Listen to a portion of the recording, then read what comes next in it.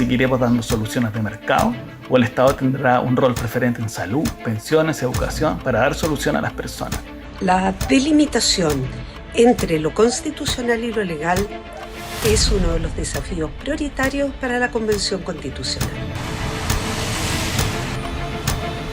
Hoy hay 17 escaños en la Convención. ¿Seremos un Estado plurinacional? ¿Los pueblos tendrán derecho a su autodeterminación? ¿Cómo conciliar los derechos sociales con el principio de responsabilidad fiscal?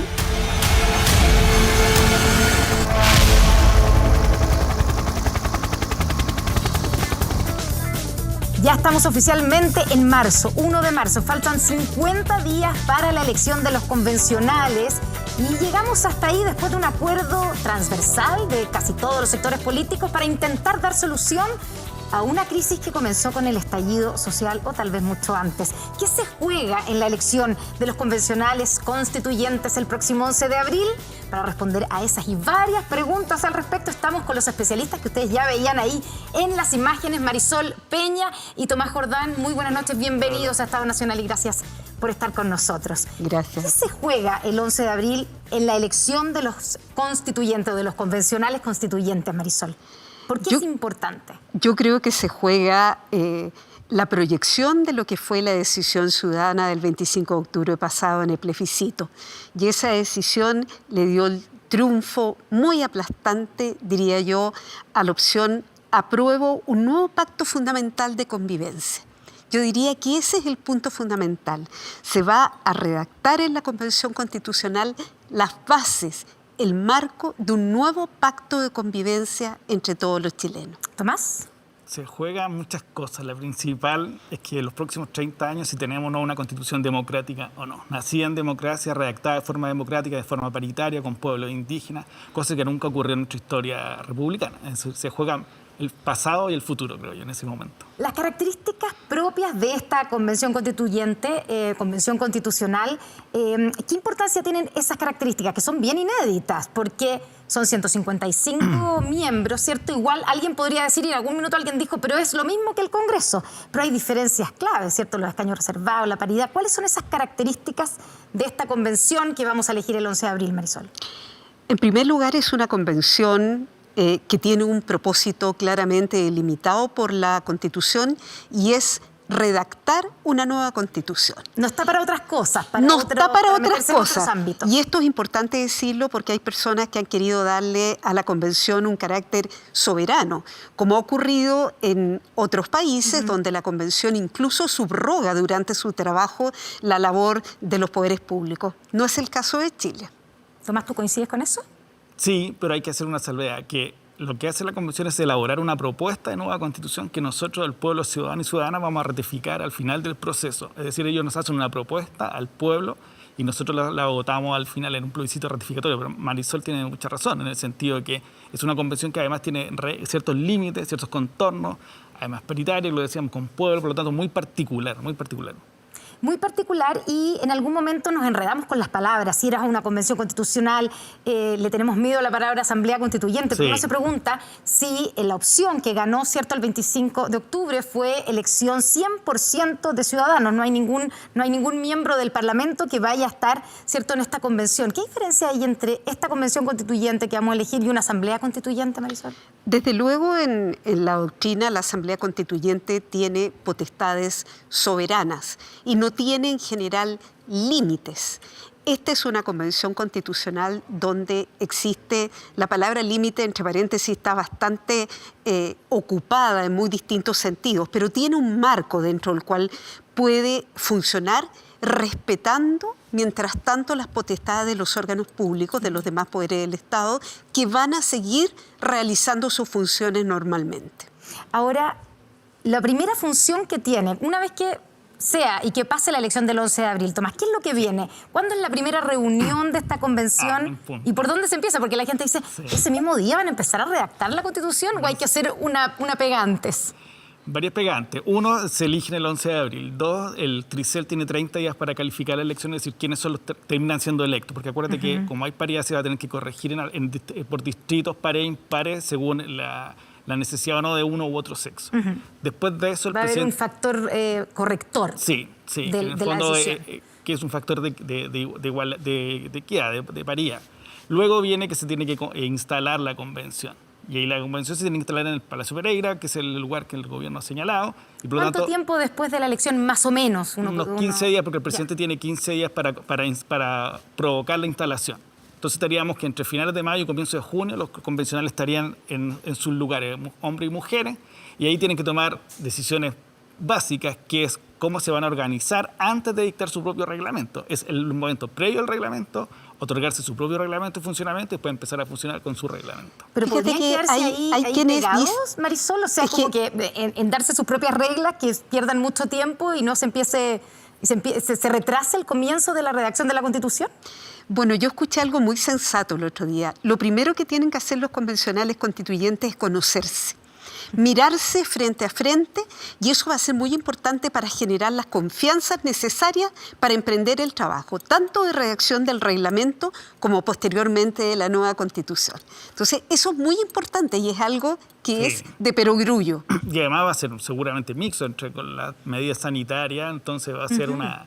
Pero ahí la convención tiene que decir su propia directiva, por ejemplo. Cómo se va a ordenar su trabajo interno. Eso es parte como del reglamento. Cómo va a funcionar para poder llegar a acuerdos para adoptar las normas constitucionales, que además hay un quórum preestablecido de 2/3 para la dictación del reglamento y para cada norma de la Constitución. Pero ese proceso previo de confianza Totalmente. es tan importante como que la primera prueba de fuego de los convencionales constituyentes va a ser con la redacción del reglamento, que se va a tener que aprobar ya por los 2/3. Claro. Ya, ¿y eso hay un límite de plazo?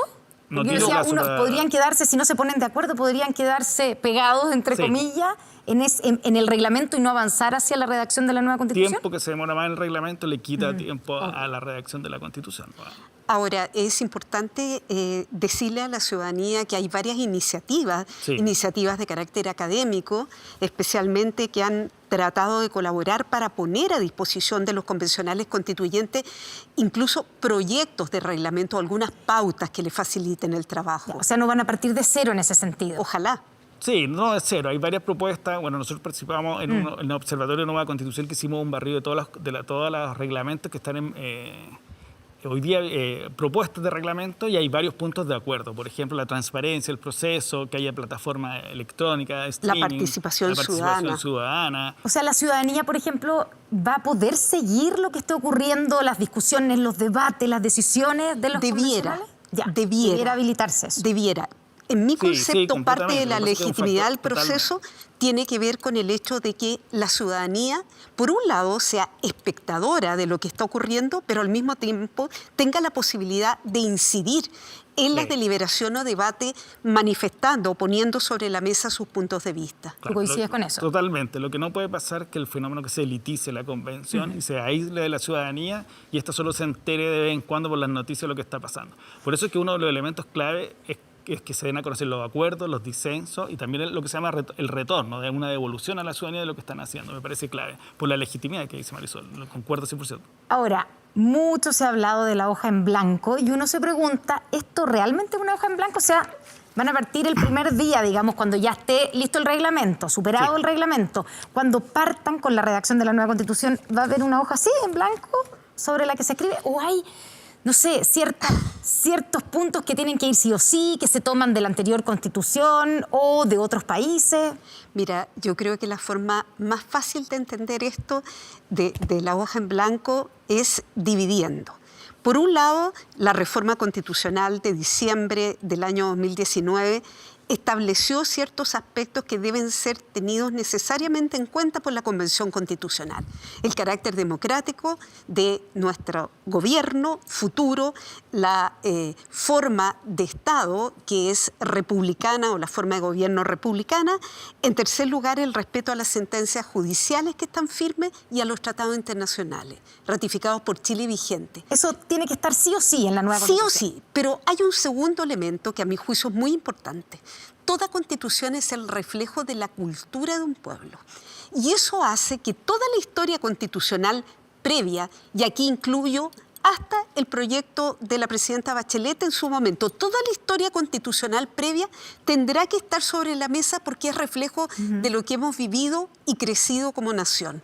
¿Y hay algo que se conserva o que se debiera conservar de la actual Constitución? Tomás? Eso es una decisión de los constituyentes, creo yo. Ya. Lo que pasa es que hay que, una cuestión que sigo a Marisol, las constituciones, yo lo plantearía así, no es que esto es una hoja en blanco, sino que está rodeada de documentos, de nuestra historia constitucional, del derecho comparado, de las constituciones que uno mira, no sé, uno mira siempre la de Alemania, la de España, la de Italia, van a estar compartiendo los tratados internacionales que tienen que estar por una obligación de la propia norma hoy día que los obliga. Por lo tanto, los constituyentes, la gran diferencia que van a tener hoy día con lo que hace el Congreso cuando reforma la Constitución es que si tú quieres reformar la Constitución, ella está escrita. Ya está preestablecida lo que dice. Si tú no logras el quórum, sigue vigente lo que está ahí. En cambio que acá están obligados a ponerse de acuerdo para poder escribir la primera línea del artículo primero. Y por lo tanto, para escribir la primera línea concurren los distintos proyectos que han estado vigentes, las constituciones antiguas, los reglamentos, la tradición constitucional, las distintas tradiciones. Y el derecho comparado. Y el derecho comparado, que es muy útil porque tú vas mirando cómo han resuelto tal cuestión. No sé, claro. Pueblos indígenas. ¿Qué otro estatuto hay en otras constituciones? Ah, ok, importante. No hay que inventar la rueda, digamos, sino o que lo se puede adecuas, porque tomar... las constituciones siempre son como adecuaciones a tu contexto, a tu realidad, a tu historia, a tu modernización que necesitas en ese momento. No es parte de cero. Marisol, en las declaraciones anteriores, ¿cierto?, que veíamos justo antes de presentarlos, tú decías que hay que separar de alguna manera lo que es la Constitución, que son de las leyes. O sea, también tenemos que entender que no todo tiene que ser y estar regulado por la Constitución, ¿cierto? ¿Cuál es la diferencia? ¿Qué es lo que sí tiene que ir en la Constitución y qué es lo que hay que dejar para las leyes? Yo creo que para contestar esa pregunta, lo primero es decir que los convencionales constituyentes van a tener que realizar una opción básica. Y esa es por una constitución breve, que es la regla general en el mundo europeo, por ejemplo, son más bien constituciones valóricas de grandes principios que generan consenso en la sociedad. O la tendencia más latinoamericana de constituciones desarrolladas, porque pareciera que a los latinoamericanos nos da más confianza que sea la norma fundamental la que incluya todos los aspectos. Pero para poner un ejemplo que todo el mundo entienda, si uno quiere propender a la igualdad de oportunidades y incluye dentro de la libertad de trabajo el subsidio de cesantía, eso no es constitucional, porque eso es una herramienta que a partir de los principios y valores constitucionales se va a traducir en las normas complementarias que son las leyes. ¿Tú coincides con eso, Tomás? Coincido, o sea, que uno sí, podría decir, así en una definición media desde la ignorancia, digamos, pero que la Constitución define lo macro, digamos, la cancha, y las leyes son las que tienen que definir ya lo micro, Hay tres niveles. Concreta. La Constitución regula la estructura del poder y los derechos fundamentales que tenemos nosotros. Y esos derechos fundamentales se consideran cuáles en ese momento representan bienes que se tienen que proteger en el más alto nivel. Después viene una ejecución de esos mandatos de la Constitución. Y eso es lo que hace el legislador. Dice, ok, vamos a hacer leyes a partir del derecho a la salud, por ejemplo, del derecho a la seguridad social. Redacta una cuestión específica para que permita nuestra vida. Y después viene el gobierno que toma políticas públicas a partir de lo que dice la Constitución y lo que dicen las leyes. Entonces se distingue entre la Constitución, que es lo más importante, por decirlo así, su ejecución y su aplicación práctica propiamente tal, que son la política pública. Se nos acaba el tiempo. Una pregunta más para los dos, que se definan. ¿Derechos sociales tienen que estar asegurados, garantizados en la Constitución, y cuáles? Yo creo que indudablemente va a ser, como diría Tomás, labor de la Convención definir cuáles. Pero lo que sí, yo personalmente creo que es necesario distinguir entre los derechos sociales propiamente tales y, como hacen las constituciones contemporáneas, principios que impongan deberes al Estado de desarrollo de ciertas políticas públicas. ¿Tomás? Derechos sociales garantizados, personalmente, salud, educación, seguridad social, libertad de enseñanza complementario con educación, trabajo, el trabajo digno, protección del trabajo y su garantía, que significa que tú lo puedas reclamar. Lo que pasa es que ahí viene una conversación que podemos tener algún día sobre son prestaciones del Estado, por lo tanto tiene que hacerlo con responsabilidad, que se llama responsabilidad fiscal, que tú no puedes desbordar el Estado por tratar de otorgar todas las prestaciones todo el tiempo. Por eso que hay una cuestión, y con esto cierro, un principio que se llama progresividad en los derechos sociales, que tú lo vas cumpliendo en la medida que el Estado tiene las condiciones económicas y sociales para darle efectividad. Eso se cumple en la mayor medida posible, como los derechos en general. Tenemos bastante tema para seguir los próximos programas, que nos vamos a hacer cargo, obviamente, aquí en Estado Nacional, de lo que se juega el próximo 11 de abril y del proceso que viene. Marisol Peña, Tomás Jordán, muchas gracias por haber estado en este primer foro y debate constitucional. Muy buenas noches y muchas gracias. Gracias a ti, buenas noches. Gracias a ti. Y nosotros vamos a una pausa.